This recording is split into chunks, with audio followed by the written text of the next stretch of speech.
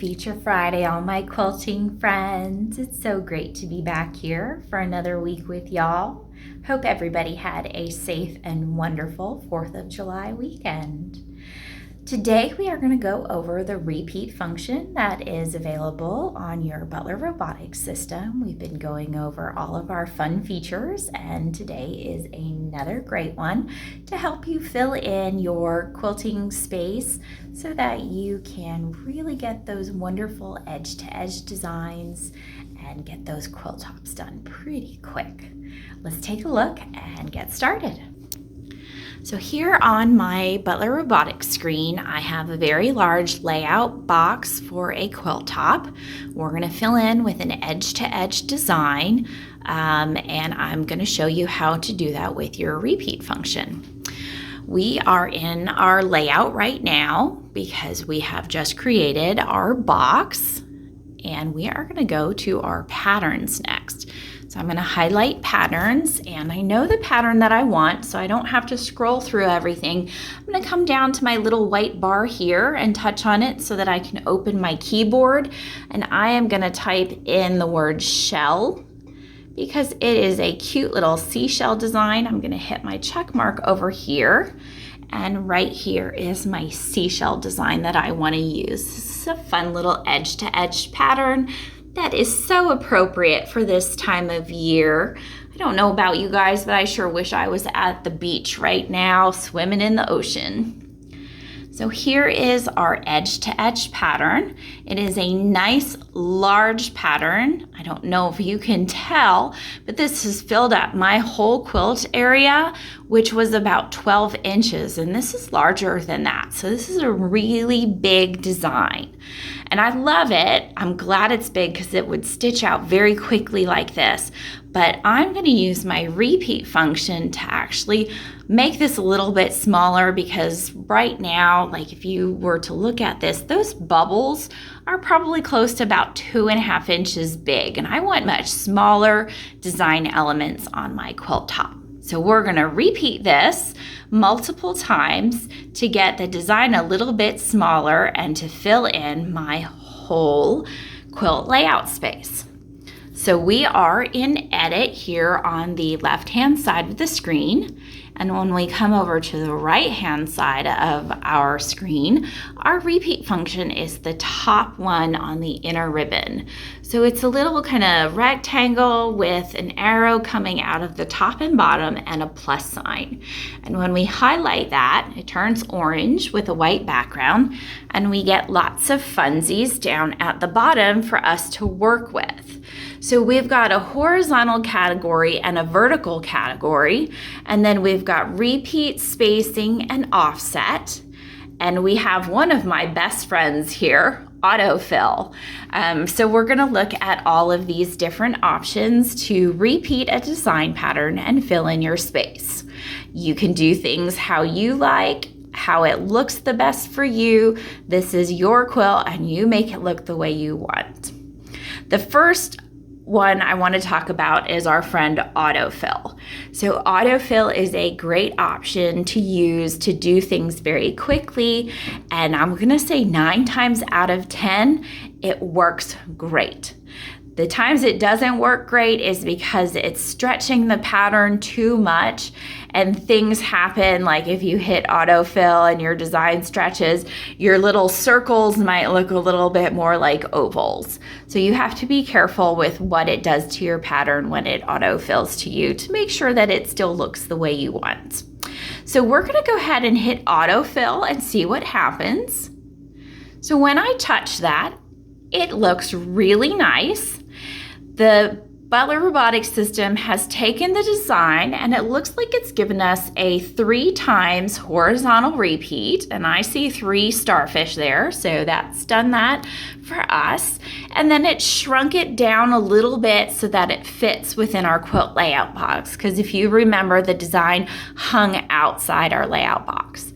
Now I think this looks beautiful, and I would go ahead and use this if this were the size that I wanted. But like I said, these little bubbles here are probably about 2.5 inches big based on the size of my grid that I have back here. So this might be a little too big for what I want. I want more repeats, a denser design. So we can work with our repeats down here and fill this in a little bit deeper. I'm going to go ahead and hit my back arrow. So I'm going to undo what I did with my autofill, and I'm back to just one design repeat from when we loaded our pattern. Now it still says 3 here in my horizontal, and that's going to change as we use our minus and plus signs and, just manipulate things the way we want. I do want to let you know that you might see me do this multiple times. We've got all of our little numbers in white bars, and if you touch on your white bar, you get a keypad. And you can type in whatever you like in the keypad. So if I only wanted 1 repeat of my design, I can have a 1 there and hit the check mark, and it'll go back to 1. If I wanted 4 repeats of my design, I can touch on the white bar, get my keypad, and hit 4 and hit the check mark. And now I have 4 repeats. So if you know exactly what you want, you can always touch on the different white bars and type in the numbers you want. I'm a plus and minus person, and I like to see it change on the screen as I go, so I use my plus and minuses. So we can minus it back down to 1 so you can see it go as I do my horizontal repeats across the screen. So if I hit plus, I get 2, plus again I get 3, and plus again I get 4. And I like how that looks having 4 repeats, so we're gonna try that.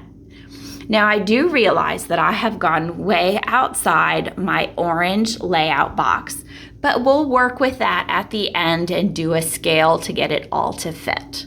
I'm more concerned with how many repeats the design is to get it to look the way I want, so I'm going to play with it here first. Now I like all 4 repeats, but maybe I want to have another repeat vertically so that it gets a little bit more dense vertically as well.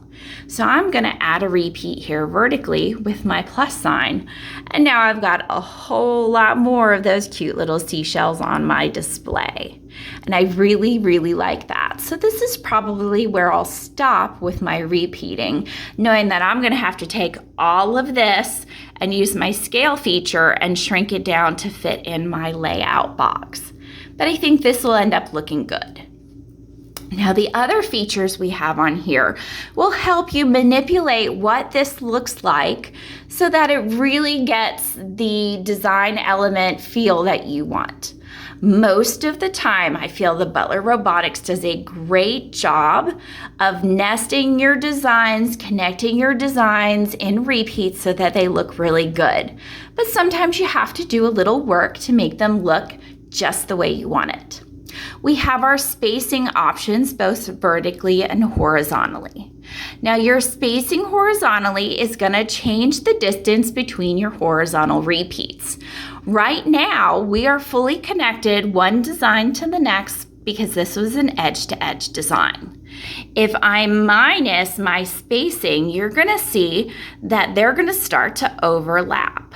So you can see on the screen that my start and stops are moving away from each other and my designs have overlapped. We don't want that. We're going to use our plus sign and move in the opposite direction now. And this will cause gaps in between our repeats. So sometimes you might have to work with this and sometimes you might want it to look that way. But I want to go back to where my stop and my start of each repeat were on top of each other. I can use my minus and plus to do that, or I'm just going to open up my keypad, hit 0, and they're going to land back on top of each other the way it was.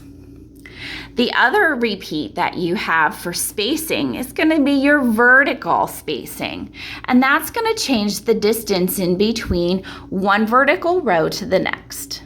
This kind of works with nesting a little bit, where you want to get your designs from one row to the next to line up really well. Now, I don't know if you can see, but I think this has done a really nice job. There's a little bit of a distance between the rows, but not much at all, and I don't think it's too much where I'm too bothered by it. But we can look at what our vertical spacing looks like. If I were to minus at my vertical spacing here, we'll see what happens. It's going to start closing the gaps between the rows, and they're going to start to overlap. As you can see here, I'm overlapped. If we use our plus sign, we're going to make more space between the rows. It's going to take that overlap away, and we can actually put more distance between the rows if we needed to do that for any reason. I'm going to go back to what I had before. I think it was a 0 spacing too. So we'll just type in our keypad and hit 0. And there we go, back to the way it was. I like that there's a little teeny tiny bit of space between some of those bubbles between the rows and that they're not touching. So we're going to leave that here. The other thing you have here on your display for repeats is offset, and you've got a minus on each side, plus you've got your button here where you can type something in. Your offset is going to allow you to change your rows, every other one, to the left or to the right so that you can offset your design. Right now, my big starfish are lined up one on top of another as we go down our quilt. If I want to offset that to the left, I can use my minus button, and it will offset my second row.